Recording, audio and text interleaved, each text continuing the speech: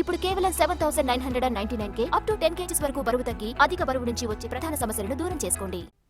వాస్తవాలు మాట్లాడితే అధికారుల మీద నెపం మోపి తప్పించుకుంటున్నారని ప్రభుత్వాన్ని విమర్శించారు హరీష్ రావు. ఈఎన్సీ మాట్లాడింది తప్పైతే ఆనాడే ఖండించాల్సిందన్నారు ఆయన. బీఆర్ఎస్ ప్రభుత్వం చెప్పింది కాబట్టే గతంలో ప్రాజెక్టుల అప్పగింతపై స్మితా సబర్వాల్ లేఖ రాశారన్నారు భట్టి. కేఆర్ఎంబీకి అప్పగించామని చెప్పాక చర్చలకు తావెక్కడదని ఆయన ప్రశ్నించారు. సెక్రటరీ గారు రాసిందా కాదా చెప్పండి. స్మితా సబర్వాల్ గారు రాసిన లెటరా కాదా ఇది? అప్పుడు ఇరిగేషన్ సెక్రటరీగా ఉన్నారా లేరా? సీఎం గారి ఆఫీస్లో ఉన్నారా లేదా?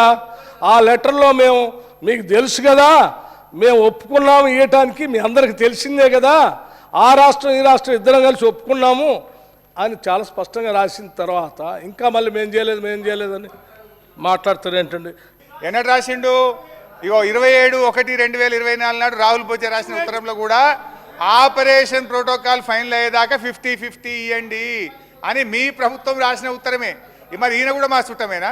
ఈయన కూడా మా ఇన్ఫార్మరేనా? ఇక ఆఫీసర్లకు ముద్రలు వేసుకుంటే మీరు ఆఫీసర్లను బదనాం చేసుకుంటే ఎంతకాలం పాలన చేస్తారు? నేను ఆఫీసర్లను తప్పు పట్టట్లేదు అధ్యక్ష. స్మితా సబర్వాల్ గారు తప్పని నేను అనట్లేదు అధ్యక్ష.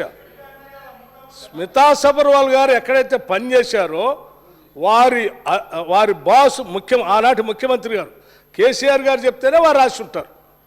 ఆనాటి ఇరిగేషన్ మంత్రి గారు చెప్తేనే ఇరిగేషన్ సెక్రటరీగా వారు రాసి ఉంటారు. నేను స్మితా సబర్వాల్ గారు తప్పు పట్టట్లేదు అధ్యక్ష. వీళ్ళు చెప్తేనే వారు రాశారు.